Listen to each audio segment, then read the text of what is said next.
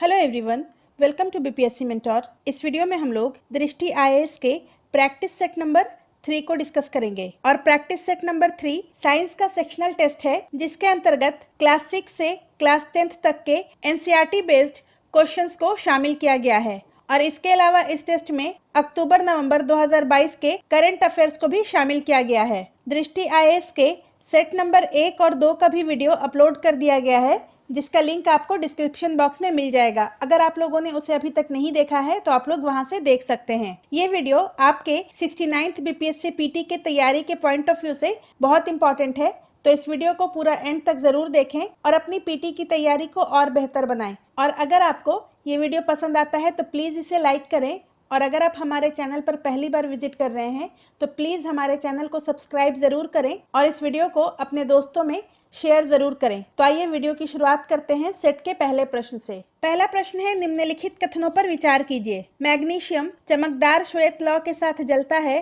तो ये कथन सही है। मैग्नीशियम चमकदार श्वेत लौ के साथ जलता है और ये एक श्वेत चूर्ण में परिवर्तित हो जाता है। नेक्स्ट है, केरोसिन के साथ संपर्क में आने पर सोडियम जल उठता है, तो ये कथन गलत है। सोडियम जल तथा वायु दोनों के साथ अभिक्रिया करता है, इसलिए इसे केरोसिन में डुबाकर रखा जाता है। नेक्स्ट है, फास्फोरस जल के साथ संपर्क में आने पर जल उठता है, तो ये कथन भी गलत है। फास्फोरस अत्यधिक अभिक्रियाशील होता है और ये 30 डिग्री सेल्सियस कमरे के ताप पर प्रज्वलित हो उठता है, इसलिए इसे ऐसी अभिक्रियाओं से रोकने के लिए जल में रखा जाता है। तो इसका सही उत्तर ऑप्शन ए हो जाएगा। केवल कथन 1 सही है। मैग्नीशियम को Mg से डिनोट किया जाता है और इसका एटॉमिक नंबर 12 होता है। सोडियम को Na से डिनोट करते हैं और इसका एटॉमिक नंबर 11 होता है। और फास्फोरस को P से डिनोट किया जाता है और इसका एटॉमिक नंबर 15 होता है। नेक्स्ट है, नाइट्रोजन की निम्नलिखित में से कौन सी विशेषताएं इसे एक आदर्श पैकेजिंग गैस बनाती है? तो इसका सही उत्तर है, यह एक अक्रिय गैस है, ऑप्शन सी। नाइट्रोजन एक अक्रिय, गंधहीन और स्वादहीन गैस है, इसलिए जब नाइट्रोजन गैस को पैकेट में डाला जाता है तब ये ऑक्सीजन तथा उसमें उपस्थित नमी को विस्थापित कर देता है और इससे खाद्य पदार्थ की गुणवत्ता बनाए रखने में तथा सामग्री के खराब होने की गति धीमी हो जाती है, जिससे उनकी शेल्फ लाइफ बढ़ जाती है। नेक्स्ट है, सूची 1 को सूची 2 से सम्मिलित कीजिए। बेकिंग सोडा, तो इसका रासायनिक सूत्र NaHCO3 होता है और इसे सोडियम हाइड्रोजन कार्बोनेट बोला जाता है। ब्लीचिंग पाउडर, इसका रासायनिक सूत्र CaOCl2 होता है। वॉशिंग सोडा का रासायनिक सूत्र Na2CO3 10H2O होता है। और प्लास्टर ऑफ पेरिस, इसका रासायनिक सूत्र CaSO4 हाफ H2O होता है। तो इसका सही उत्तर ऑप्शन ए हो जाएगा, 4 3 2 1। बेकिंग सोडा का रासायनिक सूत्र NaHCO3 होता है। ब्लीचिंग पाउडर का रासायनिक सूत्र CaOCl2 होता है। वॉशिंग सोडा का रासायनिक सूत्र Na2CO3 10H2O होता है और प्लास्टर ऑफ पेरिस, इसका रासायनिक सूत्र CaSO4 हाफ H2O होता है। नेक्स्ट है, आपको 4 अम्ल और क्षार संकेतक प्रदान किए गए हैं। वे नीले लिटमस, लाल लिटमस, फिनोल्फ्थेलीन विलयन तथा मिथाइल ऑरेंज विलयन हैं। इनमें से कौन क्षारीय अवस्था में गुलाबी हो जाएगा? तो क्षारीय अवस्था में फिनोल्फ्थेलीन विलयन गुलाबी हो जाता है, ऑप्शन सी इसका सही उत्तर हो जाएगा। और अम्लीय अवस्था में ये रंगहीन रहता है। नीला लिटमस पेपर अम्लीय अवस्था में लाल हो जाता है और लाल लिटमस पेपर क्षारीय अवस्था में नीला हो जाता है तथा मिथाइल ऑरेंज अलग अलग पीएच मान पर अलग अलग रंग देता है, जैसे अम्लीय माध्यम में लाल, दुर्बल अम्लीय माध्यम में नारंगी तथा क्षारीय माध्यम में ये पीला रंग दर्शाता है। नेक्स्ट है, निम्नलिखित में से कौन पृथ्वी पर सबसे अधिक सुचालक धातु है? तो इसका सही उत्तर ऑप्शन सी हो जाएगा, चांदी। पृथ्वी पर सबसे अधिक सुचालक धातु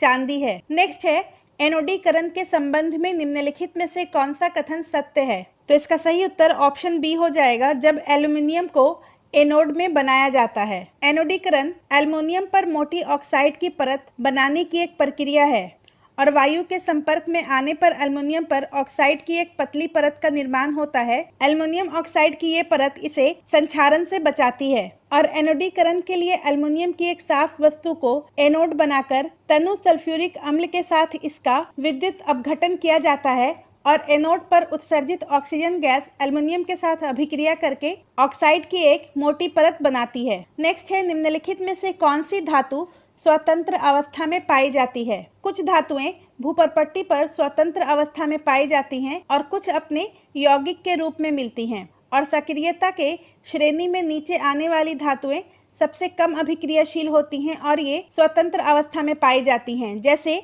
सोना, चांदी, प्लैटिनम, तांबा इत्यादि। ये चारों स्वतंत्र अवस्था में पाए जाते हैं।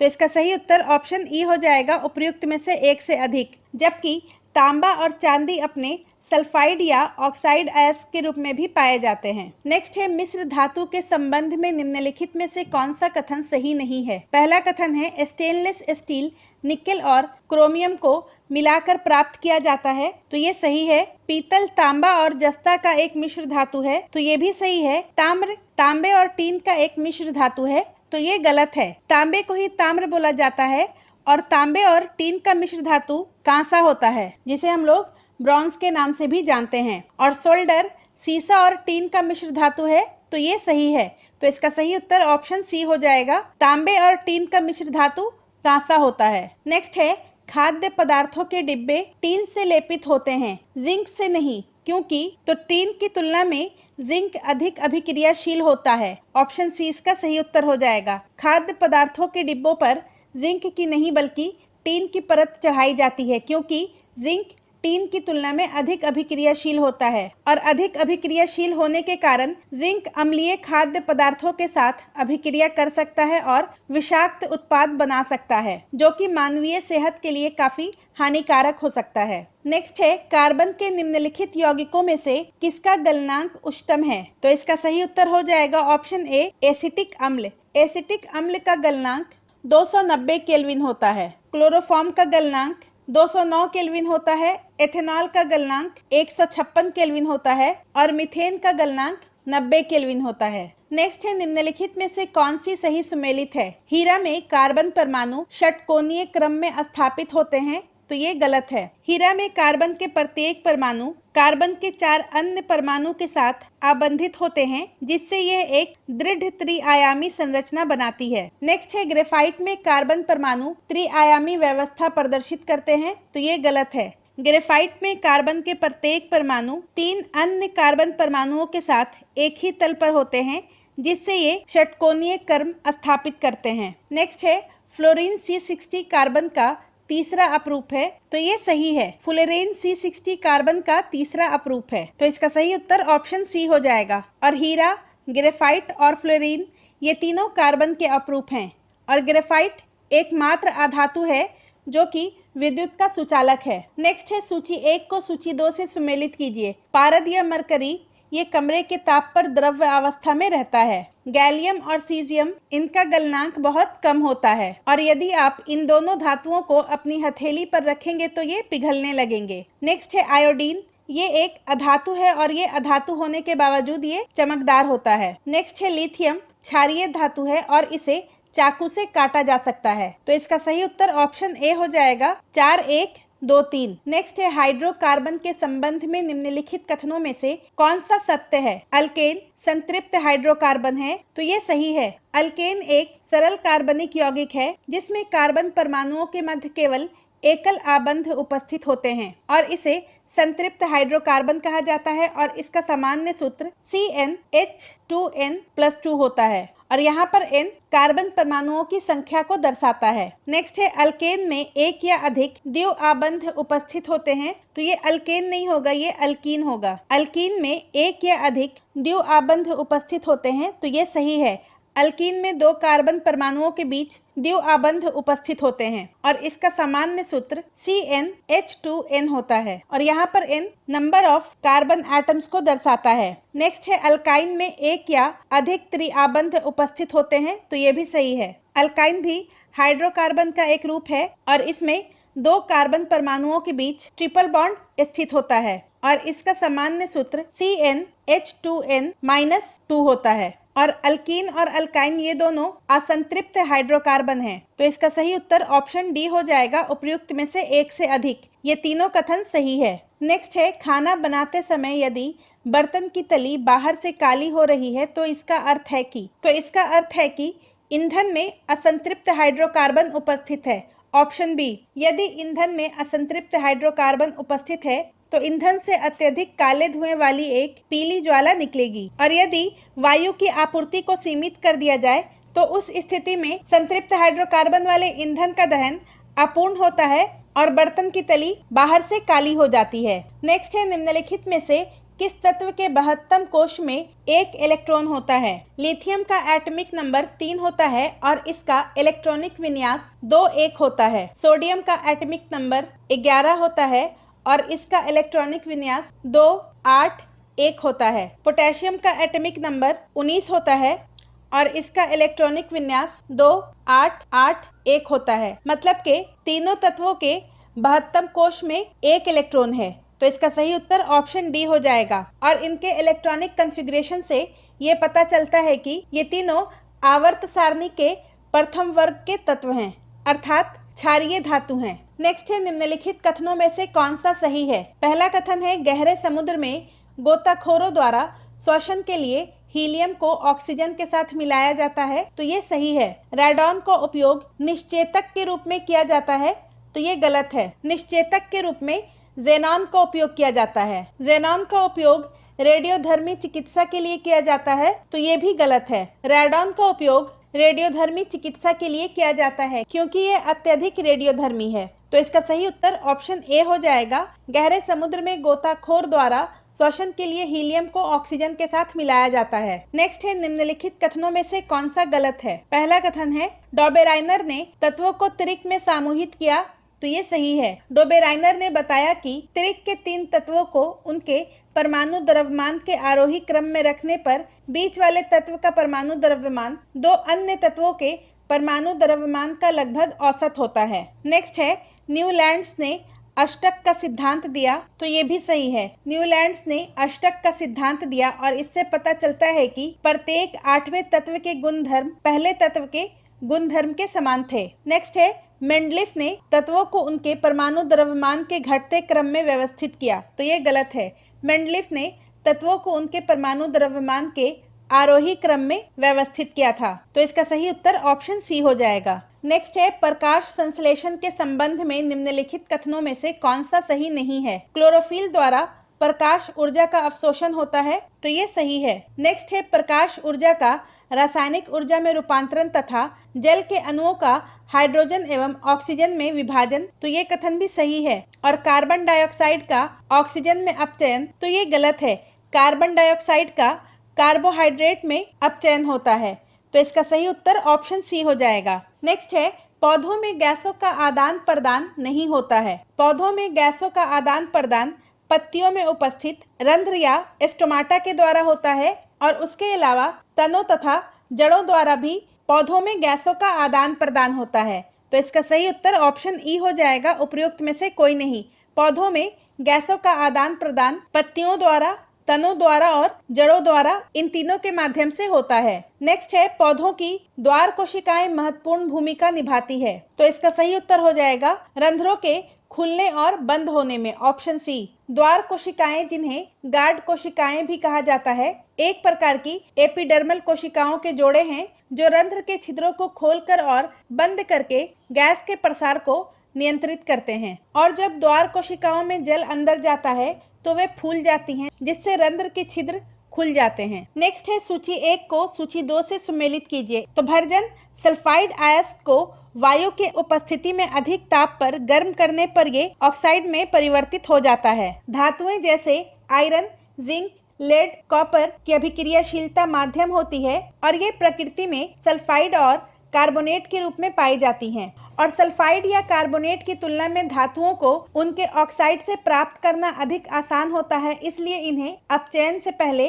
धातु के सल्फाइड एवं कार्बोनेट को धातु ऑक्साइड में भर्जन की प्रक्रिया के माध्यम से परिवर्तित किया जाता है। नेक्स्ट है, निस्तापन। ये कार्बोनेट अयस्कों को सीमित वायु की उपस्थिति में अधिक ताप पर गर्म किया जाता है। नेक्स्ट है, थर्मिट अभिक्रिया। थर्मिक अभिक्रिया के अंतर्गत अपचायक के रूप में एल्युमिनियम चूर्ण का उपयोग करके धातु बनाने के लिए धातु ऑक्साइड का अपचयन किया जाता है। तो यहाँ पर ए का 3 हो जाएगा, बी का 1 होगा और सी का 2 हो जाएगा। नेक्स्ट है, उच्च अभिक्रियाशील धातुएं।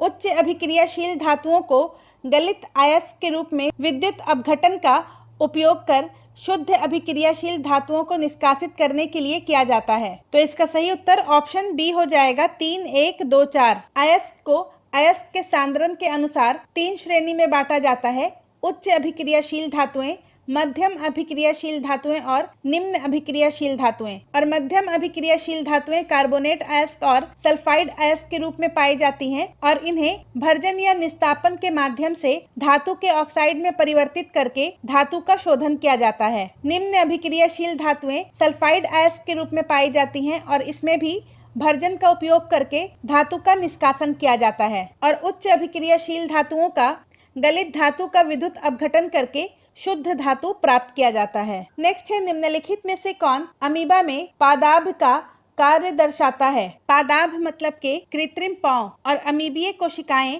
गमन तथा कणों के अंतर्ग्रहण के लिए पादाभ बनाती हैं। तो इसका सही उत्तर ऑप्शन डी हो जाएगा, उपयुक्त में से एक से अधिक अंतर्ग्रहण और गमन। और अमीबा एक प्रकार का यूकैरियोटिक एक कोशिकीय जीव है। नेक्स्ट है, क्षुद्रांत्र के संबंध में निम्नलिखित कथनों में कौन सा सही है? क्षुद्रांत्र मतलब के छोटी आंत या स्मॉल इंटेस्टाइन। तो इसका सही उत्तर ऑप्शन सी हो जाएगा, अवरोधनी पेशी आमाशय से क्षुद्रांत्र तक भोजन के प्रवेश को नियंत्रित करती है। आमाशय से भोजन क्षुद्रांत्र में प्रवेश करता है और विभिन्न जंतुओं में क्षुद्रांत्र की लंबाई उनके भोजन के प्रकार के अनुसार भिन्न भिन्न होती है। घास खाने वाले शाकाहारी जंतु में क्षुद्रांत्र लंबी होती है और मांसाहारी जंतु में क्षुद्रांत्र छोटी होती है। और आमाशय से भोजन का निकास अवरोधनी पेशी द्वारा नियंत्रित होता है, जो इसे अल्प मात्रा में क्षुद्रांत्र में पहुंचाता है। नेक्स्ट है, विषम की पहचान कीजिए। काइमोट्रिप्सिन एक प्रकार का एंजाइम है जो अग्नाशय से स्रावित होता है और ये प्रोटीन के पाचन में सहायक है। इमाइलेज इसका भी स्रावन अग्नाशय के द्वारा होता है और ये कार्बोहाइड्रेट के पाचन में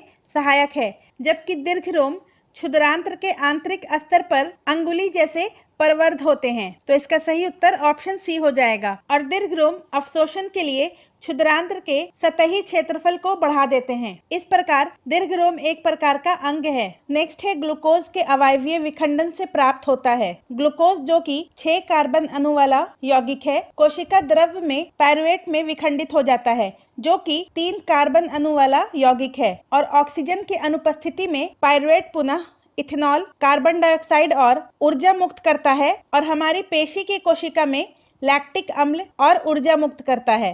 तो इसका सही उत्तर ऑप्शन डी हो जाएगा, उपयुक्त में से एक से अधिक। ए और बी दोनों सही है। ग्लूकोज के अवायवीय विखंडन से हमें इथेनॉल, कार्बन डाइऑक्साइड और ऊर्जा यीस्ट में प्राप्त होता है और लैक्टिक अम्ल और ऊर्जा का निर्माण हमारे पेशी में होता है। और ऑक्सीजन की उपस्थिति में पायरुवेट माइटोकॉन्ड्रिया में कार्बन डाइऑक्साइड, जल और ऊर्जा मुक्त करता है। नेक्स्ट है, आपोहन का संबंध है। आपोहन यानी के डायलिसिस और इसका संबंध रुधिर के शुद्धिकरण से है। ऑप्शन बी इसका सही उत्तर हो जाएगा। जब किसी मनुष्य में वृक्क काम करना बंद कर देता है, तब उस स्थिति में एक कृत्रिम वृक्क के माध्यम से नाइट्रोजनी अपशिष्ट उत्पादों को ब्लड से डायलिसिस के द्वारा निकाला जाता है। नेक्स्ट है, रात्रि के समय पौधे के नीचे सोने की सलाह नहीं दी जाती है, क्योंकि? तो इसका सही उत्तर हो जाएगा, पौधे रात में CO2 निष्कासित करते हैं। ऑप्शन ए, रात्रि में जब कोई प्रकाश संश्लेषण की क्रिया नहीं हो रही होती है, तब पौधों के द्वारा श्वसन में कार्बन डाइऑक्साइड का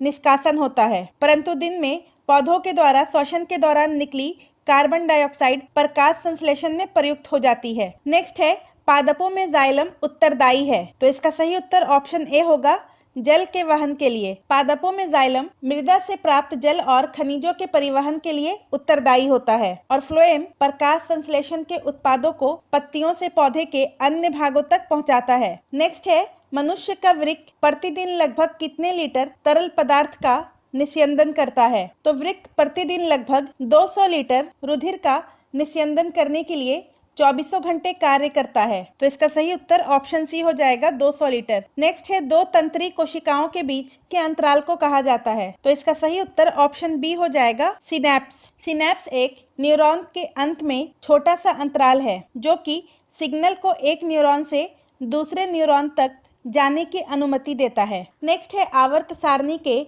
आवर्तों में बाएं से दाएं के क्रम में निम्नलिखित कथनों में से कौन सा एक गलत है? जब हम आवर्त सारणी में बाएं से दाएं बढ़ते हैं तो परमाणु की त्रिज्या घट जाती है, प्रोटॉन्स की संख्या बढ़ती है और तत्वों का इलेक्ट्रोनेगेटिविटी बढ़ जाता है और साथ ही धात्विक गुण में भी वृद्धि होती है, जिससे तत्वों के इलेक्ट्रॉन्स को त्यागने की प्रवृत्ति कम हो जाती है। तो इसका सही उत्तर ऑप्शन सी हो जाएगा। परमाणु अपने इलेक्ट्रॉन्स अधिक आसानी से त्याग देते हैं, तो ये गलत हो जाएगा। जैसे जैसे हम लोग बाएं से दाएं बढ़ेंगे आवर्त सारणी में, परमाणु अपने इलेक्ट्रॉन्स को अधिक आसानी से नहीं त्याग सकते हैं, उनकी इलेक्ट्रॉन्स त्यागने की प्रवृत्ति कम हो जाती है। नेक्स्ट है निम्नलिखित शब्दों को तार्किक और सार्थक क्रम में व्यवस्थित कीजिए। तो यहाँ पर जितने भी शब्द दिए गए हैं ये सभी तंत्रिका कोशिका के हिस्से हैं और सूचना एक तंत्रिका कोशिका के द्रुमाकृतिक सिरे से उपार्जित की जाती है और एक रासायनिक क्रिया के द्वारा एक विद्युत आवेग पैदा करती है। द्रुमाकृतिक सिरे के द्वारा सूचना तंत्रिका के कोशिका द्वारा उपार्जित की जाती है और उसके बाद एक रासायनिक क्रिया के द्वारा ये विद्युत आवेग पैदा करती है। उसके बाद ये आवेग कोशिका काय तक जाता है और उसके बाद कोशिका काय से केंद्रक होता हुआ ये तंत्रिका कक्ष में जाता है और तंत्रिका कक्ष से होता हुआ ये तंत्रिका के अंतिम सिरे में पहुंचता है। तो इसका सही उत्तर ऑप्शन सी हो जाएगा 1, 3, 2, 4, 5। नेक्स्ट है स्पर्श की उत्तेजना की प्रक्रिया में मिमोसा पुडिका या छुई मुई की पत्तियां तेजी से क्यों मुड़ जाती हैं? तो इसका सही उत्तर ऑप्शन बी हो जाएगा स्फीति दाब में परिवर्तन के कारण। छुई मुई की पत्तियां स्फीति दाब में परिवर्तन के कारण तेजी से मुड़ जाती हैं और स्फीति दाब कोशिका में जल के दबाव की वह मात्रा है जो कोशिका भित्ति की ओर बढ़ रही है। नेक्स्ट है निम्नलिखित में से कौन सा सही सम्मिलित नहीं है? भूख एवं प्यास का केंद्र हाइपोथैलेमस, तो ये सही है। निगलना और उल्टी होना मेड्यूला ऑब्लोंगेटा, ये भी सही है। प्रतिवर्ती क्रिया मेरुरज्जु, तो ये सही है। तो इसका सही उत्तर ऑप्शन ई हो जाएगा, उपयुक्त में से कोई नहीं। ये तीनों कथन सही है। नेक्स्ट है सूची 1 को सूची 2 से सुमेलित कीजिए। ट्रिप्सिन एक प्रकार का एंजाइम है जो कि प्रोटीन के पाचन में सहायक है। पित्तरस के द्वारा वसा की बड़ी गोलिकाओं को वसा की छोटी गोलिकाओं में खंडित करना। लाइपेज इमल्सीकृत वसा के पाचन करने के लिए सहायक एंजाइम है और इमाइलेज कार्बोहाइड्रेट के पाचन में सहायक एंजाइम है। तो इसका सही उत्तर ऑप्शन डी हो जाएगा 2, 3, 1, 4। ट्रिप्सिन से प्रोटीन का पाचन होता है, पित्तरस से वसा की बड़ी गोलिकाओं को वसा की छोटी गोलिकाओं में खंडित किया जाता है, लाइपेज के द्वारा इमल्सीकृत वसा का पाचन होता है और इमाइलेज से कार्बोहाइड्रेट के पाचन में सहायता मिलती है। नेक्स्ट है पौधे प्रकाश की ओर झुकते हैं। तो इसका सही उत्तर हो जाएगा ऑप्शन बी, ऑक्सिन्स के प्रभाव के कारण। पौधे प्रकाश की ओर झुकते हैं ऑक्सिन्स के प्रभाव के कारण और ऑक्सिन पौधे की वृद्धि को नियंत्रित करने वाला हार्मोन है और इसका निर्माण पौधे के ऊपरी हिस्से में होता है। नेक्स्ट है द्विखंडन पाया जाता है। द्विखंडन एक प्रकार का अलैंगिक प्रजनन है जहां एक कोशिका 2 भागों में विभक्त हो जाती है और प्रत्येक भाग एक वयस्क जीव के रूप में तीव्रता पूर्वक वृद्धि करते हैं, जैसे कि अमीबा और लेशमानिया। इन दोनों में द्विखंडन पाया जाता है। तो इसका सही उत्तर ऑप्शन डी हो जाएगा, उपयुक्त में से एक से अधिक। नेक्स्ट है मुकुलन और पुनरुद्भवन पाया जा सकता है। तो इसका सही उत्तर हो जाएगा हाइड्रा और प्लेनेरिया जैसे सरल प्राणियों को यदि कई टुकड़ों में काट दिया जाए तो प्रत्येक टुकड़ा विकसित होकर पूर्ण जीव का निर्माण करता है। इसे पुनरुद्भवन कहा जाता है। और यदि कोशिकाओं के नियमित विभाजन के कारण एक स्थान पर उभार विकसित होता है और ये उभार वृद्धि करता हुआ नन्हे जीव में बदल जाता है तथा पूर्ण विकसित होकर जनक से अलग होकर स्वतंत्र जीव बन जाता है, तो उसे मुकुलन कहा जाता है। और मुकुलन और पुनरुद्भवन ये दोनों हाइड्रा और पेनेलिया में होता है। तो इसका सही उत्तर ऑप्शन डी हो जाएगा, उपयुक्त में से एक से अधिक। नेक्स्ट है कायिक प्रवर्धन के संबंध में निम्नलिखित कथनों में से कौन सा सही नहीं है? बीज से उगाए गए पौधों की तुलना में इस विधि में उगाए गए पौधे देर से पुष्प एवं फल देते हैं, तो ये गलत है। कायिक प्रवर्धन के द्वारा उगाए गए पौधे बीज से उगाए गए पौधे की तुलना में पुष्प और फल जल्दी देते हैं। तो इसका सही उत्तर ऑप्शन ए हो जाएगा। और कायिक प्रवर्धन एक प्रकार का अलैंगिक प्रजनन है जिसमें पौधों के कुछ भाग उपयुक्त परिस्थितियों में विकसित होकर नया पौधा उत्पन्न करते हैं और इस पद्धति के द्वारा केला, संतरा, गुलाब एवं चमेली जैसे पौधे उगाए जाते हैं। नेक्स्ट है पुष्प के जनन भाग के संबंध में निम्नलिखित कथनों में से कौन सा सत्य है? तो इसका सही उत्तर ऑप्शन ए हो जाएगा। पुंकेसर और स्त्री केसर पुष्प के जनन भाग हैं और स्त्री केसर पुष्प के केंद्र में स्थित होता है और ये पुष्प का मादा जननांग है, जबकि पुंकेसर पुष्प का नर जननांग है। नेक्स्ट है, निम्नलिखित में से कौन सा उभयलिंगी पुष्प का उदाहरण नहीं है? तो जब पुष्प में पुंकेसर अथवा स्त्री केसर में से कोई एक जननांग उपस्थित होता है तो उसे एक लिंगी पुष्प कहा जाता है और उसका उदाहरण है पपीता और तरबूज। और जब पुष्प में पुंकेसर और स्त्री केसर दोनों उपस्थित हो उन्हें उभयलिंगी पुष्प कहते हैं और उसका उदाहरण है गुड़हल और सरसों। तो इसका सही उत्तर ऑप्शन सी हो जाएगा, पपीता। पपीता एक लिंगी पुष्प है, उभयलिंगी नहीं।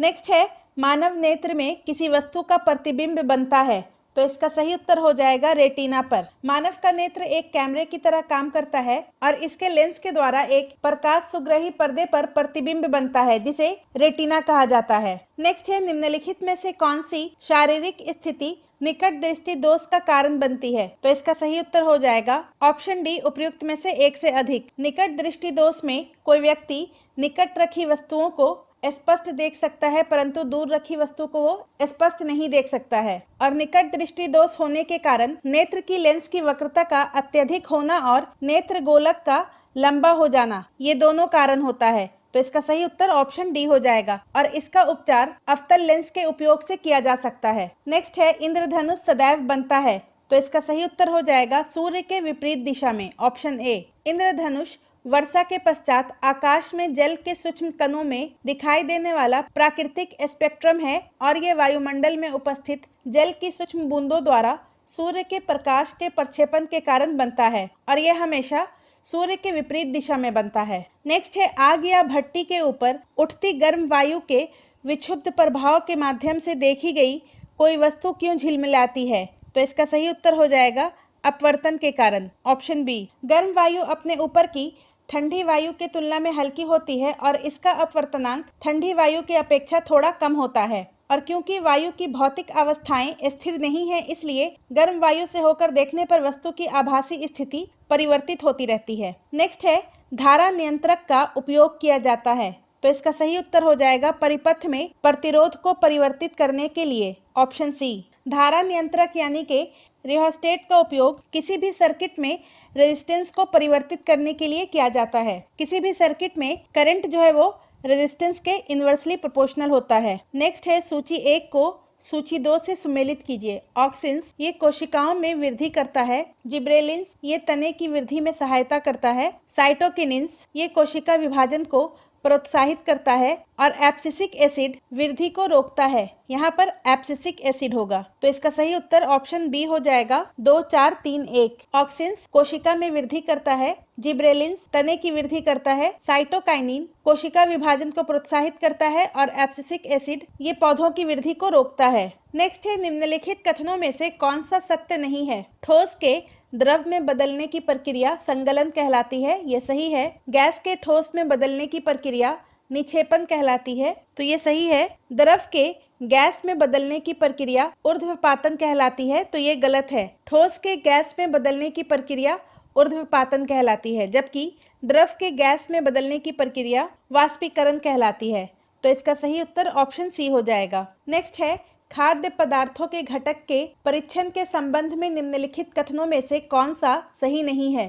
पहला कथन है, कागज पर तेल का धब्बा खाद्य पदार्थ में वसा की उपस्थिति को दर्शाता है, तो ये सही है। भोजन में प्रोटीन की जांच के लिए आयोडीन विलयन का उपयोग किया जा सकता है, तो ये गलत है। भोजन में मंड या स्टार्च के जांच के लिए आयोडीन विलयन का उपयोग किया जाता है, जबकि खाद्य पदार्थों में कॉपर सल्फेट की विलयन की 2 बूंद तथा कास्टिक सोडा के विलयन के 10 बूंद डालने पर यदि रंग बदलकर बैंगनी हो जाता है तो इसका मतलब है कि खाद्य पदार्थ में प्रोटीन मौजूद है, तो ये सही है। तो इसका सही उत्तर हो जाएगा ऑप्शन बी। भोजन में प्रोटीन नहीं यहाँ पर होगा, मंड की जांच के लिए आयोडीन विलयन का उपयोग किया जाता है। नेक्स्ट है, छिपी भूख या परछन्न भूख पद का सर्वोत्तम वर्णन किया जा सकता है, तो इसका सही उत्तर हो जाएगा ऑप्शन ए, सूक्ष्म पोषक तत्वों के संबंधित कुपोषण के रूप में। छिपी भूख को सूक्ष्म पोषक तत्वों के कमी के रूप में भी जाना जाता है और इसके अंतर्गत जब विटामिन एवं खनिजों का सेवन या अवशोषण बच्चों में अच्छे स्वास्थ्य और विकास के लिए एवं वयस्कों में सामान्य शारीरिक तथा मानसिक कार्य क्षमता को बनाए रखने के लिए बहुत कम होता है। नेक्स्ट है, भारत में खाद्य पौष्टिकीकरण या फूड फोर्टिफिकेशन के संदर्भ में निम्नलिखित में से कौन सा कथन सत्य है? फूड फोर्टिफिकेशन चावल, गेहूं, तेल, दूध और नमक जैसे प्रमुख खाद्य पदार्थों में उनके पोषक संघटकों में सुधार करने हेतु iron, iodine, zinc, vitamin A और डी जैसे प्रमुख विटामिन और खनिजों को समाविष्ट करने के संदर्भ में करता है। तो इसका सही उत्तर ऑप्शन बी हो जाएगा। और दूध और गेहूं में आयरन, फॉलिक एसिड और विटामिन बी12 का पौष्टिकरण किया जाता है, तो ये गलत हो जाएगा। चावल और गेहूं में आयरन, फॉलिक एसिड और विटामिन बी12 का पौष्टिकीकरण किया जाता है, जबकि खाद्य तेल और दूध में विटामिन ए और डी का पौष्टिकीकरण किया जाता है, तो ये सही हो जाएगा। और चावल का पौष्टिकीकरण के लिए आयरन और आयोडीन का उपयोग किया जाता है, तो ये गलत है। नमक के पौष्टिकीकरण के लिए आयरन और आयोडीन का उपयोग किया जाता है। नेक्स्ट है, गैट ऑफ एनिमल्स पुस्तक किसने लिखी है? तो इसका सही उत्तर ऑप्शन बी हो जाएगा, अरस्तु। गैट ऑफ एनिमल्स अरस्तु के द्वारा लिखी गई थी और ये एक प्रसिद्ध ग्रीक दार्शनिक थे और अरस्तु को जीव विज्ञान और जंतु विज्ञान के जनक के रूप में जाना जाता है। नेक्स्ट है, वात छिद्र पाए जाते हैं, तो इसका सही उत्तर ऑप्शन सी हो जाएगा, जलीय स्तनधारियों में। डॉल्फिन एवं व्हेल जैसे कुछ जंतुओं में गिल्स नहीं पाए जाते हैं और ये श्वसन की क्रिया वात छिद्र या नसाद्वार के द्वारा करते हैं, जो कि इनके सिर पर स्थित होती है और ये समय समय पर समुद्री सतह पर आकर श्वसन छिद्रों से जल बाहर निकालते हैं और श्वास द्वारा स्वच्छ वायु अंदर भरते हैं और ये जीव जल में लंबे समय तक बिना सांस लिए रह सकते हैं। नेक्स्ट है, तटीय क्षेत्रों के संबंध में निम्नलिखित में से कौन सा कथन सही नहीं है? पहला कथन है, दिन के समय समुद्र समीर भूमि की ओर बढ़ती है, तो ये सही है। नेक्स्ट है, रात्रि के समय थल समीर समुद्र की ओर बढ़ती है, तो ये भी सही है। समुद्र समीर मौसमी प्रकृति की होती है, तो ये गलत है। समुद्र समीर और थल समीर दोनों दैनिक घटनाएं हैं, इसलिए ये मौसमी प्रकृति की नहीं होती है, तो इसका सही उत्तर ऑप्शन सी हो जाएगा। नेक्स्ट है, निम्नलिखित में से कौन चींटी के दंश को निष्क्रिय कर सकता है? तो इसका सही उत्तर हो जाएगा, बेकिंग सोडा और कैलामाइन घोल, ये दोनों। ऑप्शन डी इसका सही उत्तर हो जाएगा। चींटी के दंश में फॉर्मिक अम्ल पाया जाता है और इसी वजह से चींटी के काटने पर हमें जलन महसूस होती है और इसे हल्के क्षारीय पदार्थों की सहायता से कम किया जा सकता है, जैसे बेकिंग सोडा और कैलामाइन घोल। नेक्स्ट है, लोहे में जंग लगने के लिए ऑक्सीजन और जल की आवश्यकता होती है। ऑप्शन ए इसका सही उत्तर हो जाएगा। लोहा जब वायु की उपस्थिति में जल से अभिक्रिया करता है तब आयरन ऑक्साइड का निर्माण करता है और ये आयरन ऑक्साइड ही जंग होता है, अर्थात लोहे में जंग लगने के लिए ऑक्सीजन मतलब के वायु और जल या जलवाष्प की आवश्यकता होती है। नेक्स्ट है, निम्नलिखित में से कौन सा जीव अपनी त्वचा से सांस ले सकता है? तो केचुआ और मेंढक अपनी त्वचा से सांस ले सकता है, तो इसका सही उत्तर ऑप्शन डी हो जाएगा, उपयुक्त में से एक से अधिक। और डॉल्फिन वात छिद्रों के द्वारा सांस लेती है। नेक्स्ट है, निषेचन के बाद पंखुड़ियां, बाह्यदल, पुंकेसर, शैली और वर्तिकाग्र की स्थिति क्या होगी? निषेचन के बाद युग्मनज बीजांड के भीतर एक भ्रूण बनने के लिए कई बार विभाजित होता है और बीजांड एक कठोर आवरण विकसित करता है और धीरे धीरे बीज में परिवर्तित हो जाता है और अंडाशय तेजी से बढ़ता है और पककर कुछ फल बनाता है और इसी बीच पंखुड़ियां, बाह्यदल, पुंकेसर, वर्तिकाग्र और वर्तिका ये सारे सिकुड़कर गिर सकते हैं, तो इसका सही उत्तर ऑप्शन सी हो जाएगा।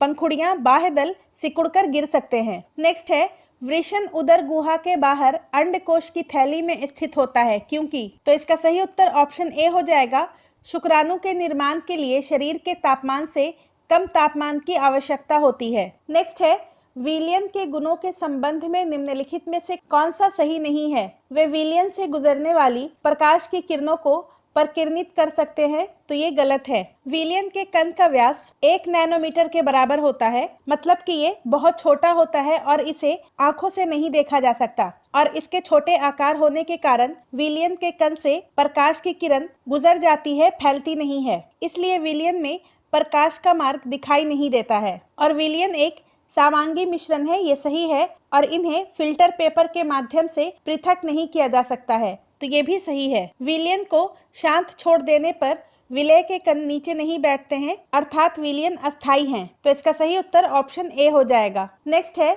निलंबन के गुणों के बारे में निम्नलिखित में से कौन सा कथन सत्य है? यह एक समांगी मिश्रण है, तो ये गलत है। निलंबन एक विसमांगी मिश्रण है। इसके कणों को नग्न आंखों से नहीं देखा जा सकता है, तो ये भी गलत है। इसके कणों को नग्न आंखों से देखा जा सकता है। शांत छोड़ देने पर इसके कण नीचे बैठ जाते हैं, तो ये सही है। शांत छोड़ देने पर निलंबन के कण नीचे बैठ जाते हैं, मतलब कि निलंबन अस्थायी होता है। तो इसका सही उत्तर ऑप्शन सी हो जाएगा। और निलंबन के कण गुजर रही प्रकाश के किरणों को फैला देते हैं, जिससे इसमें प्रकाश का मार्ग दिखाई देने लगता है। और छानने की विधि के द्वारा निलंबन के कणों को निलंबन में से पृथक किया जा सकता है। नेक्स्ट है, टिंडल प्रभाव संबंधित है, तो इसका सही उत्तर हो जाएगा कोलाइड से, ऑप्शन सी। कोलाइड एक विसमांगी मिश्रण है, परंतु इसके कणों का आकार निलंबन की तुलना में काफी छोटा होता है, इसलिए ये समांगी जैसा प्रतीत होता है। और जब प्रकाश की किरण कोलाइड से गुजरती है तो इसके कणों के द्वारा प्रकाश का प्रकीर्णन होता है, जिसे टिंडल प्रभाव कहा जाता है। नेक्स्ट है, आयनों के बारे में निम्नलिखित में से कौन सा कथन सत्य है? धन आवेशित आयन को ऋण आयन कहा जाता है, तो ये गलत है। धन आवेशित आयन को धन आयन कहा जाता है और ऋण आवेशित आयन को ऋण आयन कहा जाता है। आयनों पर केवल एकल आवेश हो सकता है, तो ये भी गलत है। आयनों पर केवल एकल आवेश नहीं हो सकता है, इसमें एकल आवेश से ज्यादा आवेश भी हो सकते हैं। जैसे कि ऑक्सीजन पर 2 आवेश होता है, एल्युमिनियम पर 3 आवेश होता है। तो इसका सही उत्तर हो जाएगा ऑप्शन ई, उपयुक्त में से कोई नहीं। ये तीनों कथन गलत है। नेक्स्ट है, निम्नलिखित में से कौन सा दर्पण सदैव सीधा प्रतिबिंब बनाएगा? तो इसका सही उत्तर है ऑप्शन डी, उपयुक्त में से एक से अधिक। समतल दर्पण और उत्तल दर्पण सदैव सीधा प्रतिबिंब बनाएगा। नेक्स्ट है, एक प्रोटॉन का द्रव्यमान होता है, तो एक प्रोटॉन का द्रव्यमान इलेक्ट्रॉन का लगभग 2000 गुना होता है। ऑप्शन सी इसका सही उत्तर हो जाएगा। इलेक्ट्रॉन का मास होता है 9.10 इंटू 10⁻³ kg और प्रोटॉन का मास होता है 1.67 इंटू 10⁻27 kg। नेक्स्ट है, परमाणु संरचना की खोज के बारे में निम्नलिखित में से कौन सा कथन सत्य है? पहला कथन है, रदरफोर्ड के अल्फा कण प्रकीर्णन के प्रयोग ने प्रोटॉन की खोज का मार्ग प्रशस्त किया, तो ये गलत है। रदरफोर्ड के अल्फा कण प्रकीर्णन के प्रयोग ने परमाणु नाभिक की खोज की थी। नेक्स्ट है, जेम्स चैडविक ने परमाणु के नाभिक में प्रोटॉन की उपस्थिति की खोज की, तो ये गलत है। जेम्स चैडविक ने न्यूट्रॉन की खोज की थी 1932 ईस्वी में। नेक्स्ट है, इलेक्ट्रॉन और प्रोटॉन की खोज का श्रेय क्रमशः जे थॉमसन और गोल्डस्टीन को दिया जाता है, तो ये कथन सही है। तो इसका सही उत्तर ऑप्शन सी हो जाएगा। इलेक्ट्रॉन की खोज जे थॉमसन ने 1897 ईस्वी में की थी और प्रोटॉन की खोज गोल्डस्टीन के द्वारा 1886 ईस्वी में की गई थी। नेक्स्ट है, ऑक्सीकरण शब्द का अर्थ है, तो ऑक्सीकरण को किसी भी पदार्थ में ऑक्सीजन या निगेटिवली चार्ज्ड तत्व के समावेशन या हाइड्रोजन या पॉजिटिवली चार्ज्ड तत्व के निष्कासन के रूप में परिभाषित किया जा सकता है। तो इसका सही उत्तर ऑप्शन डी हो जाएगा। ऑक्सीजन का संयोग और हाइड्रोजन को पृथक करना। और जब किसी पदार्थ में ऑक्सीजन तत्व का निष्कासन किया जाता है और हाइड्रोजन का समावेशन किया जाता है, उसे अपचयन या रिडक्शन कहा जाता है। नेक्स्ट है, निम्नलिखित में से कौन सी कार्बनिक यौगिकों के शुद्धिकरण की एक विधि है? कार्बनिक यौगिकों के शुद्धिकरण में ऊर्ध्वपातन, आसवन और वर्ण लेखन भी शामिल है, तो इसका सही उत्तर ऑप्शन डी हो जाएगा, उपयुक्त में से एक से अधिक। नेक्स्ट है, वर्ण लेखिकी का अनुप्रयोग होता है। वर्ण लेखन यानी कि क्रोमैटोग्राफी, और इसका उपयोग यौगिकों के शुद्धिकरण में, मिश्रण के अवयवों को पृथक करने में और यौगिकों की शुद्धता की जांच करने में, इन तीनों में किया जाता है। तो इसका सही उत्तर ऑप्शन डी हो जाएगा, उपयुक्त में से एक से अधिक। और क्रोमैटोग्राफी विधि का प्रयोग सर्वप्रथम पादपों में पाए जाने वाले रंगीन पदार्थों को पृथक करने के लिए किया गया था। नेक्स्ट है, लैसेन परीक्षण का उपयोग किया जाता है, तो इसका सही उत्तर हो जाएगा कार्बनिक यौगिकों में मौजूद नाइट्रोजन, सल्फर, हैलोजन की पहचान करने के लिए। और लैसेन परीक्षण को सोडियम संलग्न परीक्षण भी कहा जाता है। नेक्स्ट है, समावयवता को दर्शाया जाता है। समावयवता मतलब के आइसोमरिज्म, और इसे दो या दो से अधिक यौगिक जिनके अणुसूत्र समान होते हैं किंतु गुण अलग अलग होते हैं, उन्हें समावयव कहा जाता है या आइसोमर्स कहा जाता है, और इस परिघटना को समावयवता कहते हैं। तो इसका सही उत्तर ऑप्शन सी हो जाएगा। और इसका उदाहरण है ब्यूटेन। ब्यूटेन का सूत्र होता है C4 H10 और ब्यूटेन के दो आइसोमर्स होते हैं, एक ब्यूटेन और दूसरा आइसोब्यूटेन, और इन दोनों में इनके कार्बन के अणुओं की स्थिति में भिन्नता के कारण इनके गुण में भी भिन्नता पाई जाती है। नेक्स्ट है शीतल पेय और सोडा जल को उच्च दाब पर बंद किया जाता है कार्बन डाइऑक्साइड की विलेयता को बढ़ाने के लिए। ऑप्शन ए, शीतल पेय और सोडा जल में कार्बन डाइऑक्साइड की विलेयता को बढ़ाने के लिए बोतल को उच्च दाब पर बंद किया जाता है। नेक्स्ट है परासरण का प्रयोग किया जाता है। परासरण एक अर्ध पारगम्य झिल्ली के माध्यम से जल या अन्य विलायकों के प्रवाह का प्रक्रम होता है और इसका उपयोग ताजे जल में मुरझाए हुए फूल को पुनः जीवित करने में किया जाता है। मृदा से पौधों में जल के संचरण में भी किया जाता है और इसका उपयोग अचार बनाने में भी किया जाता है। तो इसका सही उत्तर ऑप्शन डी हो जाएगा, उपयुक्त में से एक से अधिक। नेक्स्ट है उत्प्रेरक शब्द से तात्पर्य है, तो इसका सही उत्तर हो जाएगा वह पदार्थ जो अभिक्रिया की दर को बढ़ा सकता है। ऑप्शन सी, उत्प्रेरक वह पदार्थ है जो स्वयं में रासायनिक परिवर्तन हुए बिना अभिक्रिया की दर को बढ़ाता है, और जब कोई पदार्थ अभिक्रिया की दर को कम करता है तो उसे उत्प्रेरक नहीं कहते हैं, उसके लिए निरोधक शब्द का उपयोग किया जाता है। नेक्स्ट है लिटमस विलयन प्राप्त किया जाता है, तो इसका सही उत्तर हो जाएगा ऑप्शन ए, लाइकेन से। लिटमस विलयन बैगनी रंग के रंजक होते हैं और ये थाइलोफाइटा समूह के लाइकेन से प्राप्त किया जाता है और इसका उपयोग सूचक के रूप में किया जाता है। नेक्स्ट है निम्नलिखित में से किसका पीएच मान सबसे अधिक है, तो मिल्क ऑफ मैग्नीशिया, इसका पीएच मान 10 होता है। सोडियम हाइड्रोक्साइड विलयन, इसका पीएच मान लगभग 14 होता है और रुधिर का पीएच मान 7.3 से 7.4 के बीच होता है। तो सोडियम हाइड्रोक्साइड विलयन का पीएच मान सबसे अधिक होता है। नेक्स्ट है शुक्र ग्रह के पीले रंग के बादल होने का कारण है, तो इसका सही उत्तर हो जाएगा सल्फ्यूरिक अम्ल। ऑप्शन सी, शुक्र ग्रह पर कार्बन डाइऑक्साइड युक्त एक घना विषैला वातावरण है और ये सतत सल्फ्यूरिक एसिड के घने पीले बादलों से घिरा है, जिससे ये अत्यधिक उष्मीय बना रहता है। तो इसका सही उत्तर ऑप्शन सी हो जाएगा और हमारे सौरमंडल का सबसे गर्म ग्रह शुक्र है। नेक्स्ट है ज्वलनशील पदार्थों के लिए सबसे अच्छा अग्निशामक कौन है, तो इसका सही उत्तर ऑप्शन सी हो जाएगा, कार्बन डाइऑक्साइड। विद्युत उपकरण और पेट्रोल जैसी ज्वलनशील पदार्थों में लगी आग बुझाने के लिए कार्बन डाइऑक्साइड सबसे अच्छा अग्निशामक है। नेक्स्ट है मोमबत्ती की ज्वाला का सबसे गर्म क्षेत्र है, तो इसका सही उत्तर हो जाएगा ऑप्शन ए, नीला ज्वाला क्षेत्र। मोमबत्ती की ज्वाला का नीला क्षेत्र सबसे अधिक गर्म होता है। पीला ज्वाला क्षेत्र ये कम गर्म होता है और काला ज्वाला क्षेत्र सबसे कम गर्म होता है। नेक्स्ट है 22 कैरेट सोना बनता है। शुद्ध सोना 24 कैरेट का होता है और ये काफी नरम होता है और इसका आभूषण बनाने के लिए इसे कठोर बनाया जाता है, जिसके लिए इसमें चांदी और तांबा मिलाया जाता है। और 22 कैरेट सोना बनाने के लिए इसमें 22 भाग सोना और 2 भाग तांबा या चांदी मिलाया जाता है।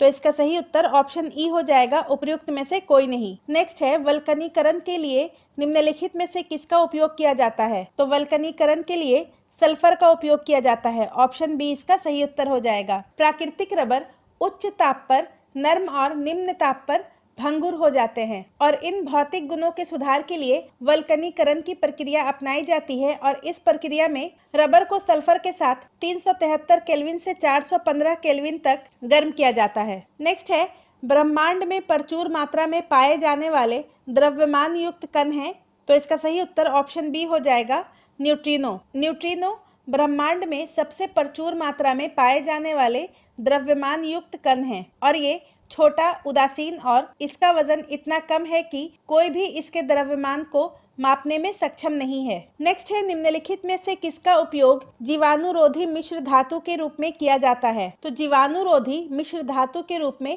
तांबा और चांदी का उपयोग किया जाता है। ऑप्शन ए इसका सही उत्तर हो जाएगा। नेक्स्ट है क्रोमियम और निकेल का योग स्टेनलेस स्टील को संक्षारण प्रतिरोधी बनाता है। ऑप्शन ए इसका सही उत्तर हो जाएगा। नेक्स्ट है निम्नलिखित में से कौन सा रासायनिक परिवर्तन नहीं है, तो अल्कोहल का वाष्पीकरण ये रासायनिक परिवर्तन नहीं है, ये भौतिक परिवर्तन का उदाहरण है। जबकि दूध का दही बनना, जलती हुई लकड़ी, ये दोनों रासायनिक परिवर्तन का उदाहरण है। तो इसका सही उत्तर ऑप्शन ए हो जाएगा। नेक्स्ट है निम्नलिखित में से किसे वर्ष 2022 में साहित्य का नोबेल पुरस्कार प्राप्त हुआ, तो वर्ष 2022 में साहित्य का नोबेल पुरस्कार फ्रांसीसी लेखक एनी अर्नॉक्स को दिया गया है। तो इसका सही उत्तर ऑप्शन बी हो जाएगा। और अब्दुल रज्जाक गुरनाह को वर्ष 2021 का साहित्य का नोबेल पुरस्कार दिया गया था। नेक्स्ट है, प्रधानमंत्री ने निम्नलिखित में से किस राज्य में 36वें राष्ट्रीय खेलों का उद्घाटन किया? तो इसका सही उत्तर है ऑप्शन ए, गुजरात में। 36वें राष्ट्रीय खेलों का उद्घाटन प्रधानमंत्री के द्वारा गुजरात में किया गया था और 36वें राष्ट्रीय खेल का शुभांकर सावज है। नेक्स्ट है, निम्नलिखित में से किस संगठन ने वैश्विक नवाचार सूचकांक GII जारी किया है? तो इसका सही उत्तर हो जाएगा विश्व बौद्धिक संपदा संगठन, ऑप्शन सी। विश्व बौद्धिक संपदा संगठन द्वारा वैश्विक नवाचार सूचकांक 2022 जारी किया गया है और इसकी 2022 की थीम थी नवाचार संचालित विकास का भविष्य क्या है। और वर्ष 2022 में भारत का 132 देशों में 40वां स्थान था और इसमें पहला स्थान स्विट्जरलैंड को प्राप्त हुआ है। नेक्स्ट है, हाल ही में प्रधानमंत्री द्वारा राष्ट्रीय समुद्री विरासत परिसर NMHC स्थल के निर्माण की समीक्षा की गई। यह स्थल स्थित है, तो इसका सही उत्तर हो जाएगा ऑप्शन ई, उपर्युक्त में से कोई नहीं। राष्ट्रीय समुद्री विरासत परिसर गुजरात के लोथल में स्थित है और इस परियोजना की शुरुआत मार्च 2022 में 3,500 करोड़ रुपए की लागत से की गई है। नेक्स्ट है, सरदार वल्लभ भाई पटेल की जयंती के उपलक्ष्य में प्रत्येक वर्ष 31 अक्टूबर को राष्ट्रीय एकता दिवस मनाया जाता है। तो इसका सही उत्तर ऑप्शन डी हो जाएगा। और वर्ष 2022 में सरदार वल्लभ भाई पटेल की 147वीं जयंती मनाई गई थी। नेक्स्ट है, पहली बार US Pacific island country summit 2022 का आयोजन किया गया। तो इसका सही उत्तर है ऑप्शन ए, वाशिंगटन में। अमेरिका के राष्ट्रपति ने वाशिंगटन DC में पहली बार US Pacific island country summit की मेजबानी की और प्रशांत द्वीप समूह के लिए 810 मिलियन अमेरिकी डॉलर के वित्त की घोषणा की। और प्रशांत द्वीपीय देश 14 राज्यों का समूह है जो एशिया, ऑस्ट्रेलिया और अमेरिका के बीच प्रशांत महासागर के उष्णकटिबंधीय क्षेत्र से संबंधित है। नेक्स्ट है, बिहार के निम्नलिखित में से किस जिले ने 100% डिजिटल बैंकिंग लागू किया है? तो इसका सही उत्तर हो जाएगा जहानाबाद ने। बिहार के जहानाबाद ने 100% डिजिटल बैंकिंग लागू किया है। नेक्स्ट है, राज्य का पहला multi modal logistic park Bihar के निम्नलिखित में से किस जिले में बनाया जाएगा? तो इसका सही उत्तर है पटना में। बिहार का पहला multi modal logistic park Patna में बनाया जाएगा, जैतिया गांव के समीप। नेक्स्ट है, बिहार के निम्नलिखित में से किस उत्पादन क्षेत्र को नवंबर 2022 से सब्सिडी देने की घोषणा की गई है? तो इसका सही उत्तर हो जाएगा ऑप्शन बी, फिल्म। बिहार में फिल्म निर्माण को प्रोत्साहन देने के लिए राज्य सरकार ने फिल्म निर्माण क्षेत्र को भी उद्योग का दर्जा देने हेतु फिल्म पॉलिसी बनाई है और इस नई नीति के तहत अगर कोई निर्माता अपनी फिल्म की 75% शूटिंग बिहार में करता है तो उसे लागत के हिसाब से सब्सिडी दी जाएगी। नेक्स्ट है, निम्नलिखित में से किसे दीनानाथ शरण सम्मान 2022 से सम्मानित किया गया है? तो इसका सही उत्तर हो जाएगा प्रोफेसर सुधा सिन्हा को, ऑप्शन ए। 3 नवंबर 2022 को बिहार की जानी मानी दर्शन शास्त्री व कवित्री प्रोफेसर सुधा सिन्हा को पर्यटन के चित्रगुप्त सामाजिक संस्थान की ओर से दीनानाथ शरण सम्मान 2022 से सम्मानित किया गया है और दीनानाथ शरण सम्मान प्रतिवर्ष दिया जाता है और इसके अंतर्गत सम्मानित व्यक्ति को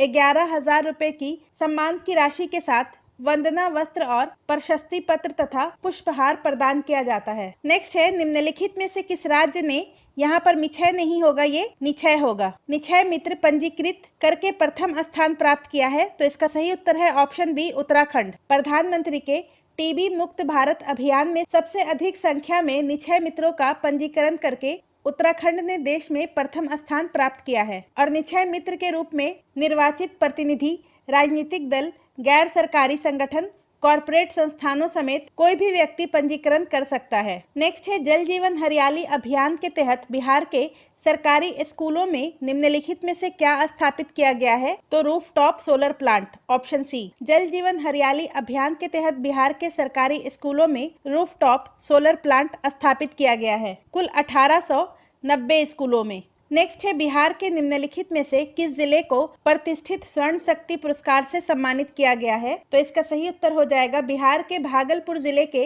NTPC कहलगांव को NTPC के 48वें स्थापना दिवस समारोह के स्वर्ण शक्ति पुरस्कार कार्यक्रम में सुरक्षा श्रेणी में उत्कृष्ट कार्य के लिए प्रतिष्ठित स्वर्ण शक्ति अवार्ड से सम्मानित किया गया है। तो इसका सही उत्तर ऑप्शन ए हो जाएगा, भागलपुर। नेक्स्ट है, बिहार के किस जिले में सीता माता की विश्व की सबसे ऊंची प्रतिमा स्थापित की जाएगी? तो इसका सही उत्तर हो जाएगा ऑप्शन ई, उपर्युक्त में से कोई नहीं। बिहार के सीतामढ़ी के राघोपुर बखरी में सीता माता की विश्व की सबसे ऊंची प्रतिमा स्थापित की जाएगी। नेक्स्ट है, निम्नलिखित में से किसे बिहार राज्य बाल श्रम आयोग का अध्यक्ष नियुक्त किया गया है? तो इसका सही उत्तर हो जाएगा ऑप्शन बी, चक्रपाणी हिमांशु को। 26 अक्टूबर 2022 को बिहार सरकार ने बिहार राज्य बाल श्रमिक आयोग का गठन किया और इस आयोग में चक्रपाणी हिमांशु को अध्यक्ष पद की जिम्मेदारी दी गई है और राजीव कांत इसके उपाध्यक्ष हैं। नेक्स्ट है, बिहार सरकार ने भूकंप क्लिनिक खोलने का फैसला किया है। इस पहल के तहत निम्नलिखित में से किस जिले में क्लिनिक खोले गए हैं? तो इसका सही उत्तर हो जाएगा ऑप्शन ई, उपर्युक्त में से एक से अधिक। बिहार राज्य सरकार ने भूकंप से बचाव के लिए राज्य के हर जिले में भूकंप क्लिनिक खोलने का फैसला किया है और इस पहल के तहत राज्य की राजधानी पटना में, मुजफ्फरपुर में और भागलपुर में भूकंप क्लिनिक खोले गए हैं। नेक्स्ट है, निम्नलिखित में से किस राज्य में द्वितीय संयुक्त राष्ट्र विश्व भू स्थानिक सूचना कांग्रेस का उद्घाटन किया गया है? तो इसका सही उत्तर हो जाएगा हैदराबाद में। द्वितीय संयुक्त राष्ट्र विश्व भू स्थानिक सूचना कांग्रेस का उद्घाटन हैदराबाद में geo enabling the global village, no one should be left behind विषय के तहत किया गया है। नेक्स्ट है, निम्नलिखित में से किस संगठन ने डिजिटल सर्विसेज एक्ट डीएसए को अंतिम मंजूरी दे दी है? तो इसका सही उत्तर हो जाएगा यूरोपीय संघ ने। यूरोपीय संघ ने डिजिटल सर्विसेज एक्ट नामक ऑनलाइन सुरक्षा केंद्रित कानून को अंतिम मंजूरी दे दी है, जो क्षेत्र के सोशल मीडिया और ई कॉमर्स नियमों का एक बड़ा बदलाव है। नेक्स्ट है, चौथे हेली इंडिया शिखर सम्मेलन 2022 का उद्घाटन निम्नलिखित में से किस मंत्रालय द्वारा किया गया? तो इसका सही उत्तर हो जाएगा ऑप्शन बी, नागरिक उड्डयन मंत्रालय के द्वारा। नागरिक उड्डयन मंत्री ने केंद्र शासित प्रदेश जम्मू और कश्मीर में चौथे हेली इंडिया शिखर सम्मेलन 2022 का उद्घाटन किया है और इसका थीम था helicopters for last mile connectivity और वर्तमान में नागरिक उड्डयन मंत्री ज्योतिरादित्य सिंधिया हैं। नेक्स्ट है, अंतर्राष्ट्रीय बालिका दिवस मनाया जाता है। अंतर्राष्ट्रीय बालिका दिवस प्रत्येक वर्ष 11 अक्टूबर को मनाया जाता है। तो इसका सही उत्तर ऑप्शन ई हो जाएगा, उपर्युक्त में से कोई नहीं। और वर्ष 2022 का इसका थीम था अभी हमारा समय है, हमारे अधिकार हमारा भविष्य। नेक्स्ट है, अंतर्राष्ट्रीय ई अपशिष्ट दिवस 2022 की थीम क्या थी? तो इसका सही उत्तर ऑप्शन सी हो जाएगा, recycle it all know matter how small. अंतर्राष्ट्रीय ई अपशिष्ट दिवस प्रत्येक वर्ष 14 अक्टूबर को मनाया जाता है और वर्ष 2022 में इसका थीम था recycle it all know matter how small. Next है, नई दिल्ली में सरस फूड फेस्टिवल 2022 का आयोजन किया गया। तो इसका सही उत्तर हो जाएगा, गृह निर्मित हस्तशिल्प को बढ़ावा देने के लिए। नई दिल्ली में सरस फूड फेस्टिवल 2022 का आयोजन गृह निर्मित हस्तशिल्प को बढ़ावा देने के लिए किया गया था। नेक्स्ट है, निम्नलिखित में से किस रेलवे स्टेशन को नवंबर 2022 में 4 स्टार ईट राइट स्टेशन परमानन से सम्मानित किया गया? तो इसका सही उत्तर है भोपाल रेलवे स्टेशन को। यात्रियों को उच्च गुणवत्ता युक्त पौष्टिक भोजन उपलब्ध कराने के लिए भोपाल रेलवे स्टेशन को 4 स्टार ईट राइट स्टेशन परमानन से सम्मानित किया गया था। नेक्स्ट है, एकलव्य मॉडल आवासीय विद्यालय अनुसूचित जनजाति के लिए मॉडल आवासीय विद्यालय बनाने की एक योजना है। ऑप्शन बी इसका सही उत्तर हो जाएगा और इसकी शुरुआत वर्ष 1997-98 में की गई थी और इसका नोडल मंत्रालय जनजातीय कार्य मंत्रालय है। नेक्स्ट है, निम्नलिखित में से किसने विश्व पहेली चैंपियनशिप 2022 में भारत का पहला रजत पदक जीता है? तो इसका सही उत्तर हो जाएगा प्रसन्न शेषाद्री ने। ऑप्शन सी, प्रसन्न शेषाद्री ने विश्व पहेली चैंपियनशिप 2022 में 11 वर्षों के प्रयत्न के बाद भारत का पहला रजत पदक जीता है और इसमें स्वर्ण पदक जापान के केन एंडो ने जीता है। नेक्स्ट है, निम्नलिखित में से कौन सी अवधारणा न्यूटन के गति विषयक प्रथम नियम से ली गई है? तो इसका सही उत्तर हो जाएगा ऑप्शन सी, जड़त्व। न्यूटन के गति के प्रथम नियम के अनुसार प्रत्येक पिंड तब तक विराम अवस्था में या सरल रेखा में एक समान गति की अवस्था में रहता है जब तक उस पर कोई भी बाह्य बल आरोपित ना किया जाए अथवा उसे विस्थापित ना किया जाए और किसी वस्तु अथवा पिंड के इस गुण को जड़त्व कहते हैं और जड़त्व का अर्थ होता है परिवर्तन का प्रतिरोध। नेक्स्ट है, संवेग में परिमित परिवर्तन उत्पन्न करने के हेतु बहुत कम समय के लिए कार्यरत बड़े बल को कहा जाता है। तो इसका सही उत्तर हो जाएगा आवेगी बल। ऑप्शन बी, संवेग में एक परिमित परिवर्तन उत्पन्न करने के लिए बहुत थोड़े समय के लिए कार्य करने वाले एक बड़े बल को आवेगी बल कहा जाता है। नेक्स्ट है, निम्नलिखित में से कौन सा मूल भौतिक मात्रक है। भौतिकी में 7 मूल भौतिक राशियां हैं जो इस प्रकार हैं: समय के लिए सेकंड, लंबाई के लिए मीटर, द्रव्यमान के लिए केजी या किलोग्राम, विद्युत धारा के लिए एम्पियर, तापमान के लिए केल्विन, पदार्थ की मात्रा के लिए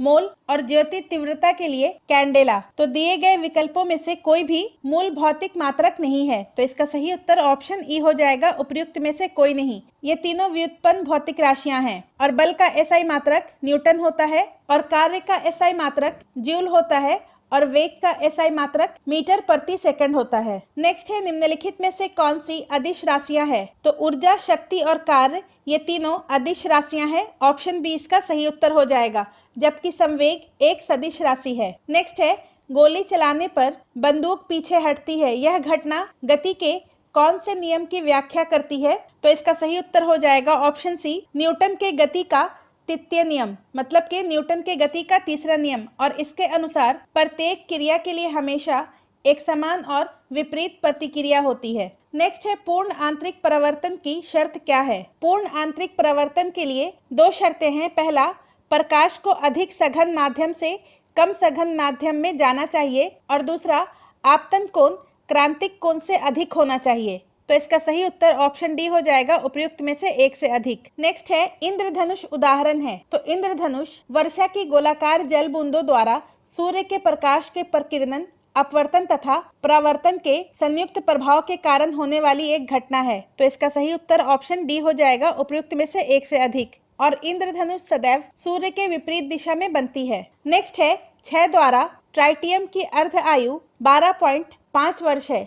25 वर्ष के बाद शुद्ध ट्राइटियम के एक नमूने का कितना अंश अविघटित रहेगा? तो इसका सही उत्तर है ऑप्शन ए, 1/4। देखिए, क्षय के द्वारा ट्राइटियम का अर्ध आयु 12.5 वर्ष है, मतलब के 12.5 वर्ष के बाद ट्राइटियम का आधा भाग बचेगा और अगले 12.5 वर्ष में इस आधे भाग का फिर आधा यानी कि 1/4 भाग बचेगा, मतलब के 25 वर्ष के बाद शुद्ध ट्राइटियम का 1/4 भाग अविघटित रहेगा। नेक्स्ट है, डायनेमो एक उपकरण है जो रूपांतरित करता है यांत्रिक ऊर्जा को विद्युत ऊर्जा में। ऑप्शन बी इसका सही उत्तर हो जाएगा।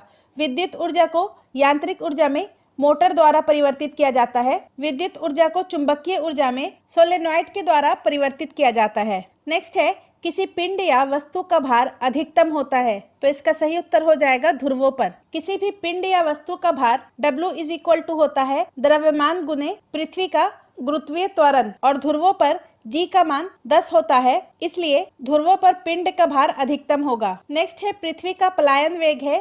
तो इसका सही उत्तर हो जाएगा 11.2 किलोमीटर पर सेकंड। पृथ्वी का पलायन वेग 11.2 किलोमीटर पर सेकंड होता है और पलायन वेग उस न्यूनतम वेग को कहा जाता है जिसमें किसी पिंड को पृथ्वी की सतह से प्रक्षेपित किया जाए और वो पृथ्वी के गुरुत्वाकर्षण क्षेत्र से बाहर चला जाए और कभी पृथ्वी पर वापस ना आए। नेक्स्ट है, किसी ध्वनि का तारत्व निर्भर करता है। तो इसका सही उत्तर है उसकी आवृत्ति पर। ऑप्शन बी, आवृत्ति किसी ध्वनि के तारत्व को निर्धारित करती है, जबकि ध्वनि की तीव्रता आयाम पे निर्भर करती है। नेक्स्ट है, निकट दृष्टि दोष युक्त नेत्रों को किसके प्रयोग से ठीक किया जा सकता है? तो इसका सही उत्तर हो जाएगा ऑप्शन बी, अवतल लेंस। निकट दृष्टि दोष युक्त कोई व्यक्ति निकट रखी हुई वस्तु को स्पष्ट देख सकता है, परंतु दूर रखी हुई वस्तु को स्पष्ट नहीं देख सकता है और इसे ठीक करने के लिए अवतल लेंस का उपयोग किया जाता है और उत्तल लेंस का उपयोग दूर दृष्टि दोष को ठीक करने के लिए किया जाता है। नेक्स्ट है, निम्नलिखित में से कौन सी घटना यह सिद्ध करती है कि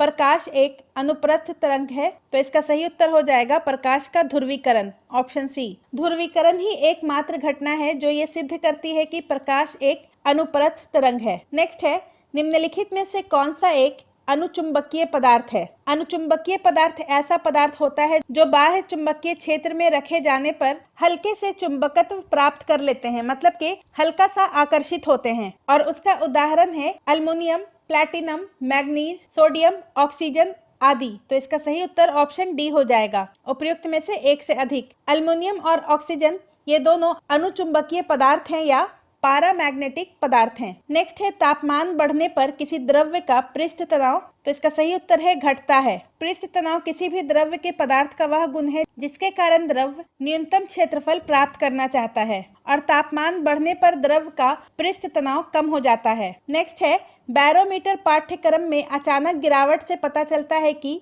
तो इसका सही उत्तर है मौसम तूफानी होगा। ऑप्शन ए, बैरोमीटर के पाठ्यक्रम में अचानक गिरावट से पता चलता है कि मौसम तूफानी होगा और बैरोमीटर के पाठ्यक्रम का धीरे धीरे कम होना वर्षा का संकेत है और पाठ्यक्रम में धीमी वृद्धि मौसम के साफ होने का संकेत है और बैरोमीटर के द्वारा वायुमंडलीय दाब को मापा जाता है। नेक्स्ट है निम्नलिखित में से किस विद्युत चुंबकीय विकिरण की तरंगदैर्घ्य सबसे लंबी होती है, तो इसका सही उत्तर हो जाएगा रेडियो तरंगे। ऑप्शन सी, सबसे अधिक तरंगदैर्घ्य रेडियो तरंग का होता है, उसके बाद माइक्रोवेव का होता है, उसके बाद इंफ्रारेड का होता है, उसके बाद विजिबल लाइट्स का होता है, उसके बाद पाराबैंगनी किरणों का होता है, उसके बाद एक्स रेस का होता है तरंगदैर्घ्य और सबसे कम तरंगदैर्घ्य गामा किरणों का होता है। नेक्स्ट है गर्म करने पर अर्धचालक का प्रतिरोध, तो इसका सही उत्तर है घटेगा। अर्धचालक वे पदार्थ हैं जिनकी विद्युत चालकता कमरे के तापमान पर ऊष्मारोधी और चालक के बीच होती है और इसका उदाहरण है जर्मेनियम और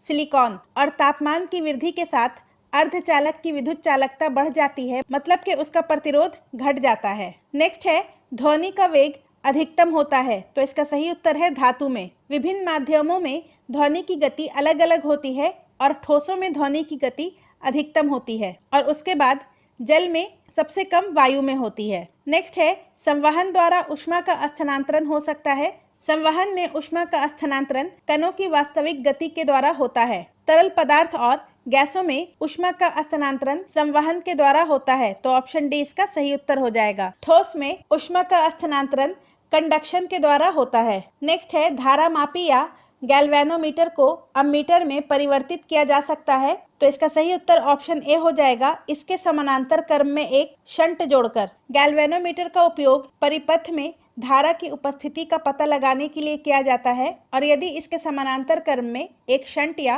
तार जोड़ दिया जाए तो इसे एमीटर में परिवर्तित किया जा सकता है और यदि इसके श्रेणी क्रम में उच्च प्रतिरोध को जोड़ा जाए तो इसे वोल्ट मीटर में परिवर्तित किया जा सकता है। नेक्स्ट है तापमान बढ़ने पर द्रव की श्यानता, तो इसका सही उत्तर हो जाएगा घटती है। ऑप्शन बी, श्यानता किसी तरल पदार्थ का वह गुण है जिसके कारण वह अपनी विभिन्न सतहों के बीच सापेक्ष गति का प्रतिरोध करती है और तापमान बढ़ने से द्रव की श्यानता घटती है और गैसों में श्यानता द्रवों की श्यानता से बहुत कम होती है और ठोस पदार्थों में श्यानता नहीं होती है। श्यानता मतलब के विस्कोसिटी। नेक्स्ट है विद्युत तार स्थापन मूल्यता है, तो इसका सही उत्तर हो जाएगा ऑप्शन बी, समानांतर क्रम संयोजन। विद्युत तार स्थापन या विद्युत वायरिंग मूल्यता एक समानांतर क्रम संयोजन है। नेक्स्ट है लोलक का आवर्तकाल इसकी लंबाई पर निर्भर करता है। ऑप्शन बी इसका सही उत्तर हो जाएगा। लोलक का आवर्तकाल T इज इक्वल टू हो जाता है 2 pi under root L by g और यहाँ पर 2 पाई और G दोनों कांस्टेंट है,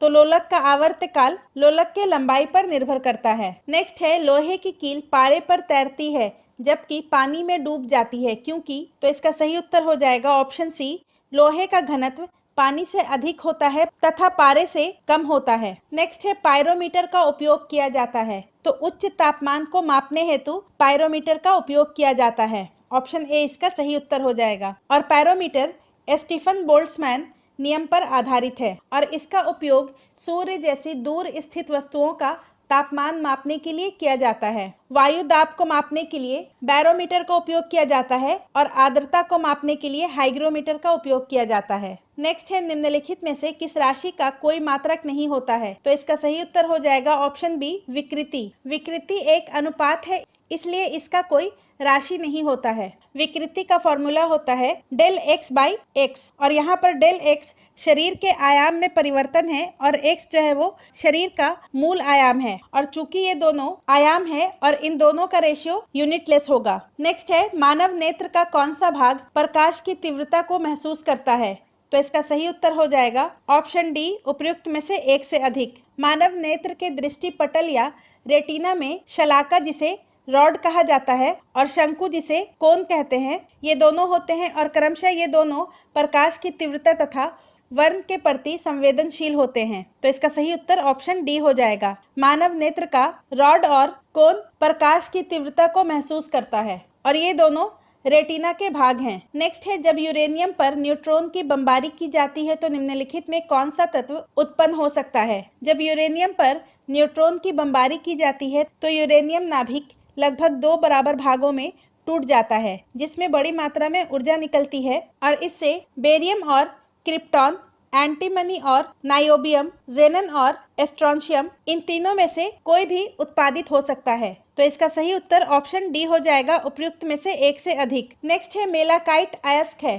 तो इसका सही उत्तर हो जाएगा ऑप्शन बी, कॉपर का। और इसके अलावा कॉपर पाइराइट, क्यूप्राइट और कॉपर ग्लास भी कॉपर के अयस्क हैं। नेक्स्ट है, फेन पलवन विधि प्रयुक्त की जाती है। तो इसका सही उत्तर हो जाएगा सल्फाइड अयस्कों को मुक्त करने के लिए, ऑप्शन बी। फेन पलवन विधि सल्फाइड अयस्कों को गैंग से मुक्त करने के लिए प्रयुक्त की जाती है। नेक्स्ट है, ग्रेना पाया जाता है।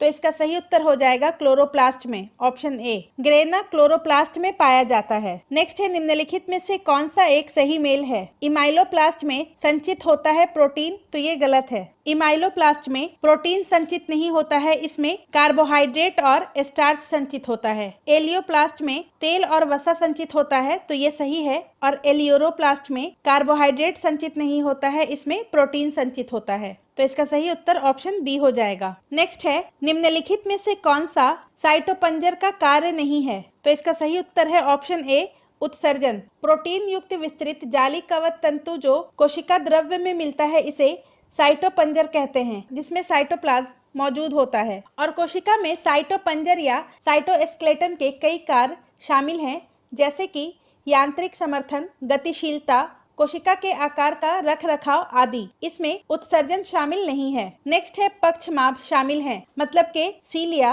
तो इसका सही उत्तर हो जाएगा उपयुक्त में से एक से अधिक। सीलिया एक छोटी संरचना है जो कि चप्पू के तरह कार्य करती है और ये कोशिका को या उसके चारों तरफ से मिलने वाले द्रव्य को गति में सहायता करती है। तो इसका सही उत्तर ऑप्शन डी हो जाएगा। नेक्स्ट है, घरेलू मक्खी का जैविक नाम क्या है। तो घरेलू मक्खी का जैविक नाम मस्का डोमेस्टिका होता है। तो इसका सही उत्तर ऑप्शन ई हो जाएगा, उपयुक्त में से कोई नहीं। मैंजीफेरा इंडिका ये आम का जैविक नाम है और फेलिस डोमेस्टिका ये बिल्ली का जैविक नाम है। नेक्स्ट है, कोशिका चक्र की प्रक्रिया के दौरान।